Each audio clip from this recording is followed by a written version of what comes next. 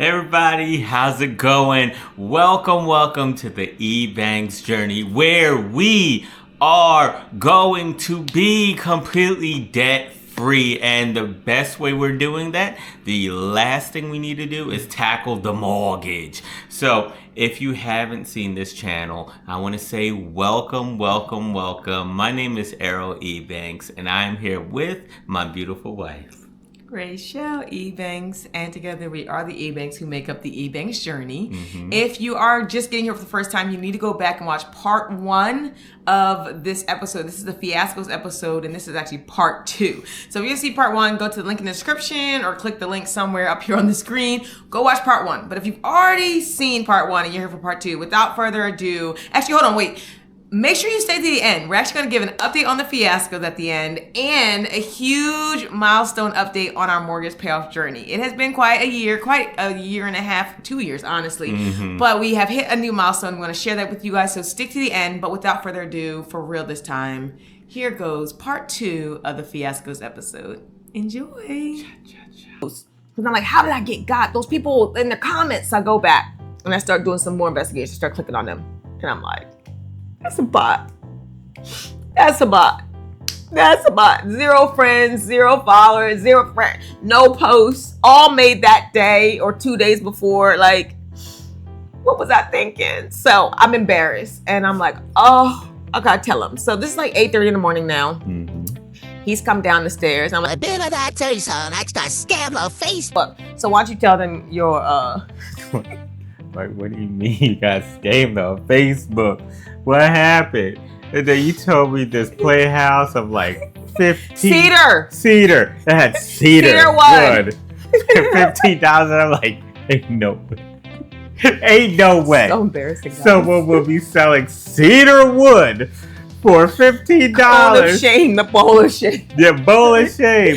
And then next year, like, let me see. Like, what is it that you was talking about? And I'm looking, I'm like, babe, how do you not see that this is a scam? He said in his head, he was a lot calmer. He's actually extremely gracious. Like, if there was an award for the most gracious husband, this man has earned it, okay? So gracious, so patient, so kind. I'm like, it was on our card. So I'm like, yeah, this looks like a scam. Yeah. Like, look at the picture. I was like, look at the picture. Right, he knew. Everything's clear when somebody tells you this is a scam. Then you're all like looking for the scammer. So then... You didn't need to look. Okay, whatever. I'll show y'all the pictures. So then...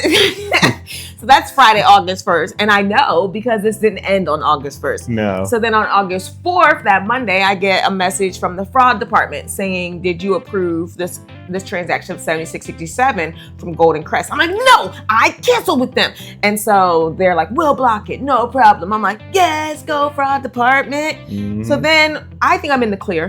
Whew. Let's put that thing to rest. I'm not in the clear. No, it's a week and a half later. We're having our weekly meeting. Errol's running the numbers, and then he asked me, what should I do with this 7667 from Golden Crest? And I'm like, no. There shouldn't be a 7667 from Golden Crest because the fraud department was supposed to block it. He's like, well, it's right here on August 12th. So I look at our account. I'm mortified. And I'm like, no. So now I'm mad. I'm external anger. So it's always someone else's fault. So I'm like, it's the fraud department's fault. So I contact the fraud department. And they're like, ma'am, at this point, we can't do anything. We blocked the August 4th one. I guess they charged again. It got through. No. So they're like, you have to call the bank. So I called the bank and they're like, we have to file a formal dispute. You guys have to get all new cards. And so in order for me to file a dispute, I needed to have all the documentation, which is why I'm very aware that it was August 1st. We had to get new cards. We had to go into all of our accounts because pretty much everything we have is auto pay.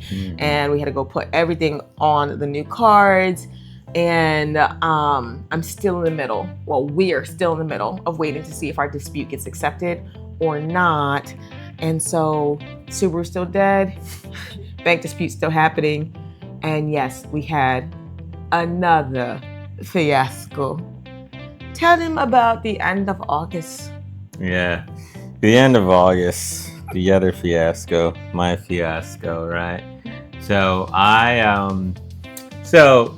we are doing celebrations, which is great, and I was like the 3rd week of August. So, yeah.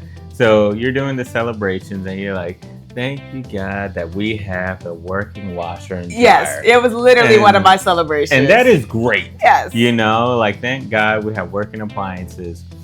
Well, it was like the next week. It was the next week because Murphy came over and laid the law down on me. So I go, I'm doing my laundry. No, tell them the context of the day. Oh, context? Yeah, that's right. Yeah, I was not in a good mood. Like last weekend, I wasn't in the best of mood, and it just traveled on through y'all. the week. I just wasn't in a good mood. He was already at a 5 at all points. Yeah. And anything would just push him to a 6 or 7 on the anger scale. Yeah. He never really got below a 5. It'd be like, he'd be like, babe, this dish doesn't go over here. Whoa. When did you become OCD? He was just already at a 5. Yeah. So just keep that in mind as he tells the story. So I go and I'm, first load of laundry, put it in the dryer, and I set it to 70. Yes. and I, let it go. And then next thing you know, I'm like, oh, it stopped. I know it hasn't been 70 minutes yet. So I go in there and it's just on the 30. I'm like, why is it stop on 30? I'm thinking, did I hit the button to open the door and not restart it? So I go and I push the button, nothing happens. And I go, oh no. Then I unplugged it, waited a little bit, plugged it back in. Nothing. I scooped any remaining dryer lint. Same thing. Went downstairs, turned off the circuit breaker, turned it back on, ran back upstairs. It doesn't work. So I removed some of the still wet clothes into a basket, thinking maybe I overfilled it. Maybe it's too heavy in the drum. Push the button. Boom. And I'm like, either this is a safety hazard fire that it shuts off or it's broken. It looks to be broken, so I'm frustrated. I'm like, I come out. I'm about to say, that's how you came out? I came out like a reptile. You came out like, now the dryer's broken. Yeah, because he's at a 7 now. Yeah, I'm at a 7 because, and I thought about when you did say thank you for that. So yeah, it was my fault. It was my fault for having gratitude. Like almost like if you ain't say nothing, it wouldn't be broken. As if literally me just giving thanks to God. I mean it's just gonna break everything around us. He just needed somebody to be angry at. So he's having a whole fit. I'm trying to calm him down. He goes back in the laundry room. Yeah, go back in the laundry room. Pushing buttons. It's only one button to push. Oh, it's pushing my button. It's pushing me too. He's spazzing. I'm like trying to be gentle, help him regulate. Babe. And I'm in it. I said, oh no. So she leaves the house. Oh no. And says, oh no, I don't want to be around this energy. Baby's pooping in her pants. You're flipping out. Y'all deserve each other. I'm out. Yep. So she goes out walking. It was just. So we come back together in a little bit, and I'm like, babe, out of everything to break, the dryer's the best thing. Like the dryer is a luxury. Yeah, we could. The dryer's a luxury. People all around the world don't have dryers. It's okay. We can just hang our clothes. And he says, "What about my socks?" My socks.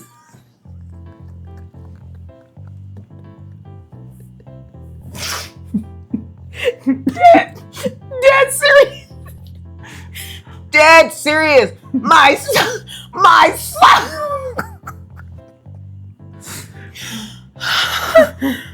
When I tell you, what? What, man? What? Okay, folks, we're gonna speed this up. The dryer is still broke. It's broke. The bank account is still on the dispute. Yep. And the Subaru is still dead. Yeah. And we had us an interesting summer. All right, you made it to the end of the episode. Thank you for sticking with us. We got a couple updates as promised. So fiasco number 1, we were talking about the Subaru battery that had conked out. Give them an update, babe. Yes, so my wife, she actually replaced the battery. So tell everyone, how'd you do it? Oh, honestly, a lot of YouTube, a lot of Reddit, a lot of just crying out to God. But apparently it's not supposed to be that complicated if you have a socket wrench, but I didn't. So it was a little bit struggle, but we got it done. My husband's helping him to help me seal the deal at the end. So the car does have a battery. I felt very triumphant. And then what did you say when you went to go test drive it? Yeah, test driving, it felt like a broken tricycle. He says, y'all can't ride this. So, I mean, I felt very triumphant, and then, but it's okay. Let's move on to update number 2. The bank scam. I thought I was buying a playhouse. Really, I was getting scammed. What happened with that one? Well, through all the hubbubaloo. My goodness. Yep, the bank refunded our money. Thank you, Jesus. So we didn't get the No playhouse. playhouse, y'all. But we got our money. We got our money back, so praise God. And then fiasco number 3, our dryer who conked out in the middle of a load. We didn't know what was going on. And so I took the path of air drying. I had clothes air drying all over the place. And what did you do? Took the path like being like Santa Claus, just lugging my laundry to the laundromat. Not you wearing red talking about Santa. So after 2 months of that, I put enough money in our budget to go get the technician to come out. He was doing all the complications. I just heard bang, bang, bang, bang, bang, bang, bang, bang, bang, bang. Then he went out to his car. He came back. I said, "Oh, did you need more heavy duty artillery?" He said, "No." He said it was actually the most simplest thing. a broken knob. It was a broken knob. So he put a new knob on it, and now our dryer works again. And honestly, I never had a working dryer make it into my gratitude list so much, but I'm so grateful to have a working dryer. But all that to say, you know, fiasco's gonna happen, setback's gonna happen. We keep rocking and rolling. We made it through the summer. It was actually a pretty good summer. And we're in the fall. I love the fall. And as promised, we have a big milestone update on our mortgage payoff. So we are officially under $75,000. So we started this journey at $125,000 left on our mortgage when we decided to start going ham. And as of today, we've paid off $50,000 since last January, I think, when we started. That's crazy. It's crazy. So a lot has happened. We had a kid. I lost my job. All the types of things, right? But God is so faithful. We've been diligent, and He has been blessing us. And I'm so excited that we are under 75,000. And so wherever you are on your journey, do not give up. Do not stop. Do not get so discouraged that you give in on what you think you can do. You can do it. And for all those who've been rocking and rolling with us on our journey, thank you. It's better because you're here. So without further ado, I'm Rachelle. And I'm Errol. And we are the Ebanks. Thanks for being on this journey with us. Bye, y'all. Bye-bye.